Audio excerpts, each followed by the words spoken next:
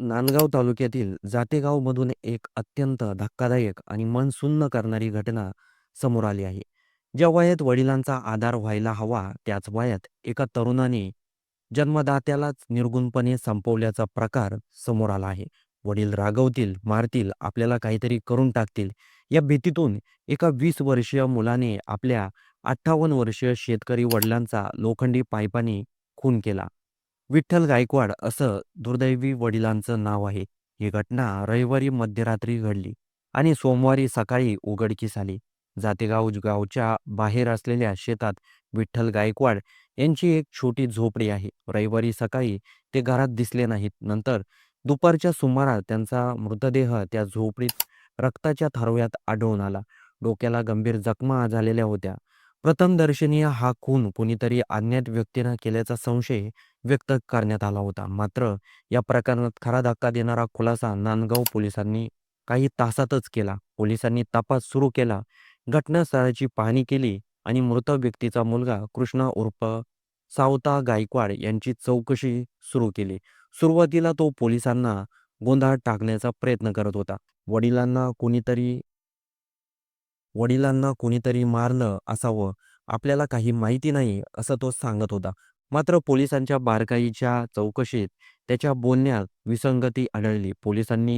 पोलिसांचा खाक्या दाखवताच अखेर मुलानेच खुनाची कबुली दिली. तपासात समोर आलेली माहिती अधिकच धक्कादायक आहे. कृष्णा हा ऑटो रिक्षा चालवून उदरनिर्वाह करत होता. मात्र त्याचं काम, त्याची सवय, त्याची जीवनशैली यावर वडील विठ्ठल गायकवाड यांना नेहमीच आक्षेप होता. एक शेतकरी बाप म्हणून मुलगा नीट काम करावा, व्यसनापासून दूर राहावा, जबाबदारीनं वागावा अशी त्यांची अपेक्षा होती. त्यामुळे तो मुलाला सतत समज देत असत. कधी रागून, कधी बोलूनही. तर शनिवारी बाप-लेकात जोरदार भांडण झालं. त्यावेळी वडील नशेत होते, असं तपासात समोर आलं आहे. या भांडणात वडिलांनी मुलाला मारहाण केली. हीच मारहाण, हाच राग आणि त्यातून निर्माण झालेली भीती कृष्णाच्या मनात घर करून बसली. वडील आपल्याला पुढेही मारतील, कायम बोलत राहतील, कदाचित जीवही घेतील, अशी भीती त्याच्या मनात निर्माण झाली होती.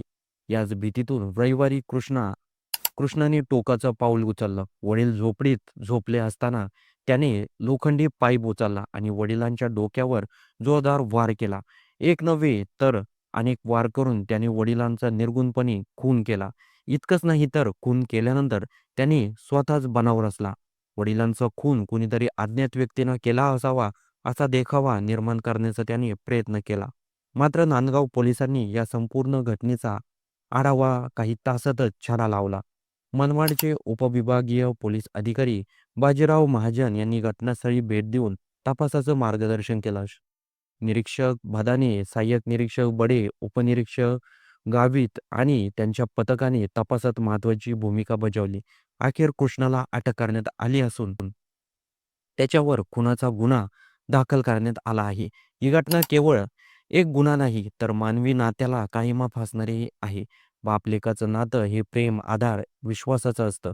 मात्र संवादाचा अभाव, राग, दारू, भीती आणि मानसिक अस्थिर यामुळे हे नातं इतकं टोकाला जाईल, की मुलगा जन्मदात्यांचा जीव घेईल. ही बाब अत्यंत भयवाही आहे. आज प्रश्न आहे, की मुलाने वडिलांचा खून का केला असावा?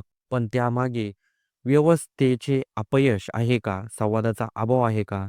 की मानसिक आरोग्याकडे होणारे दुर्लक्षाची वृत्ती आहे? वडील रागवतील या भीतीतून जर एखादा मुलगा खून करण्यापर्यंत जात असेल, तर समाज म्हणून आपल्याला विचार करायला हवा. सध्या आरोपी मुलगा पोलिसांच्या ताब्यात आहे. पुढील तपास सुरू आहे. पण जातेगावसह संपूर्ण नांदगाव तालुक्यात या घटनेमुळे हळहळ व्यक्त केली जात आहे. एक मेहनती शेतकरी वडील आणि त्यांच्याच हातून झालेला मृत्यू, ही घटना दीर्घकाळ मनसुन्न करणारी ठरून गेली आहे. त्याचबरोबर या घटनेबद्दल आपलं काही मत असेल तर कमेंट बॉक्समध्ये नक्की नोंदवा.